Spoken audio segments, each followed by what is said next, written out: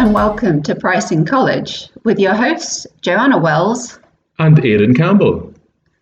Okay, so many of the world's most valuable startups have never been profitable. So today we're going to talk about, is the freemium model that many startups use a good approach to take?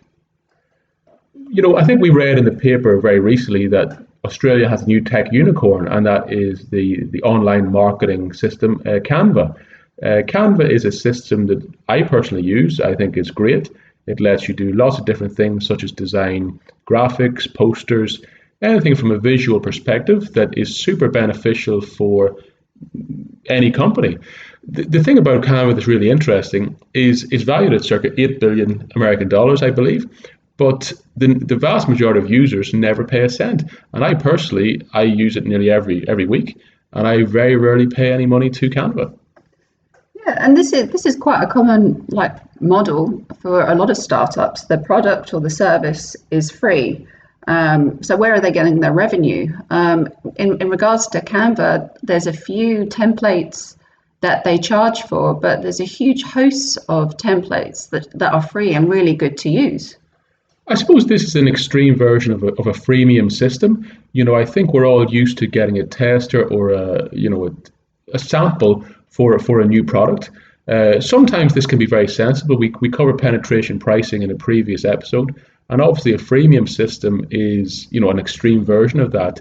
I suppose the only more extreme version would be if they paid you to even use the software.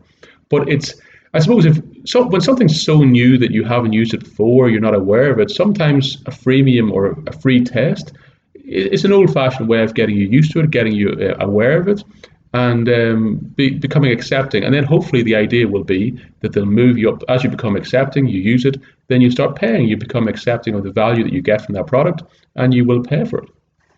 Yeah, this is quite different from the usual strategy for a novel or new product, where if we look back in the textbooks, they say if you've got a new product, what you really should be using is a skimming strategy, price high, and then work out what the willingness to pay is, and go from there. When it comes to startups, however, they've actually done the reverse. They've given it away for free and then determined the willingness to pay after that. I can see, a lot of people famously talk about the Dropbox system, whereby it led to a viral marketing method.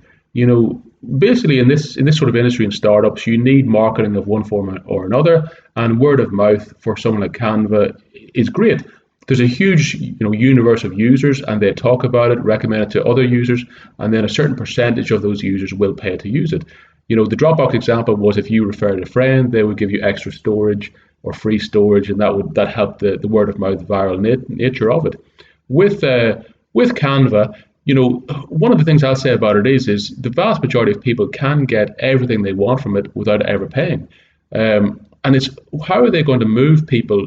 Obviously, over time, they will, to justify the valuation, that the potential user base will cap out somewhere, but they will need to get a certain percentage of people paying, either paying a subscription model or paying bit by bit. And the question is, once you're used to using it for free, will you actually move towards a payment model? The same would apply with Google. They're offering pretty much everything they've got for free. And then there's almost like this side business model to Google where they're, getting the money from, ads, pay for clicks. The strange thing about that, the way they sell their ad pay for click model is very much old school sales. They get people on the phone calling you up to drive, to make you buy more of their ad space. And really that's quite ironic, I think. So they give away stuff for free, but then they use an older sort of sales and business model to really fund their, tech startup platform. I suppose in the world of pricing, there's a couple of things people say. When you don't pay for something, you tend not to value it.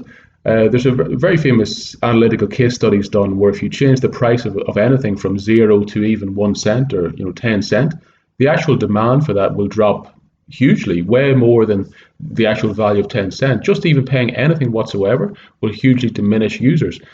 I'd ask that question about someone like Canva. If you just even charged a very minimal fee, like $1 a month, what would be the percentage decrease in users? Would people move to other services?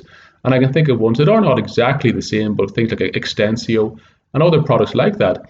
If you had to pay $1 a month, what percentage of the customer base, the user base at Canva, would move elsewhere? And I think, pricing really is connected to the philosophy of the startup.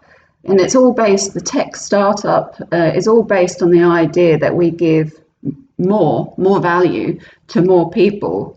And from that belief, it's made it very difficult for them to monetize and capitalize on the value that they're giving, because that's the thing that's supposed to give away for free. It is, these companies often they are burning money, and that money is coming in through investors, startup rounds of venture capital. We look at people like Amazon, Uber, who have gone through, 10 years, I think in both cases, of massive losses before they start to hit profitability. And that's based on the market being sustainable. They'll have a significant market share. They'll be big enough to dominate that market. And then obviously in the instance of Amazon, we see that now where they're hugely profitable. So will the company get to that stage? Will building that market, is it really a plausible scenario? I suppose this overlaps in the world of pricing and also the world of just business models. Pricing, when we're talking about offering a freemium service to grow market share, to try and really get market awareness, is that really a pricing strategy? Or is it really just giving away great value for virtually nothing? Of course, if you give away great value for nothing, people are going to use it. I don't really know if that qualifies as a pricing strategy, because it's unsustainable. It's not really optimizing profitability. It's almost as if profitability is not being considered. So, it is usable as a short-term strategy to get towards your goals, which may be growing market awareness, growing that viral aspect of it. But there has to be a drop dead zone somewhere down the line when we start, you have to start charging somewhere or in some way. Yeah, the stock markets are very sympathetic to these pricing models, even though they don't drive profitability. So there must be some belief down, in the markets that, these startups are going to capitalize on their huge user base of millions at some point in their life cycle. And it just seems, I suppose, from looking at it from objectively from an outside position, that often, pricing isn't really considered right at the beginning of this business model, startup business model. It's sort of considered, further down the line. How can we use pricing now? We've got these people on board, we've got this massive user base, and make money from them. And that seems to be things that all tech companies do, maybe 3 to 5 years down the line, as opposed to in the first year.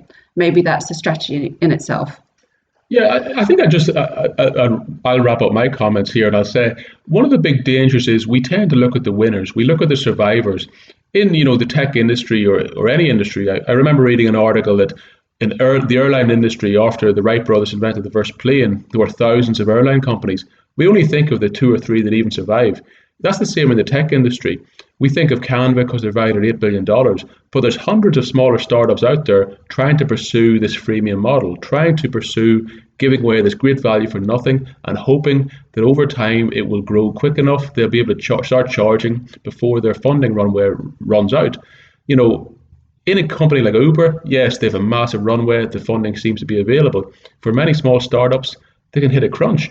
And what can happen is that runway can shorten much quicker than you expect. So you have to at least have a pricing strategy in your mind, have a time frame. When are you going to start at least charging? And when will that starting charging, when will that get you to a break-even position? Yeah, and I think that's a great, place to leave it, because I think, we're going to talk about what startups could do in terms of pricing revenue models to ensure they can make a bit more money upfront rather than leaving it too late down the game in another episode. But for now, thanks a lot for listening. Thanks, and have a great day.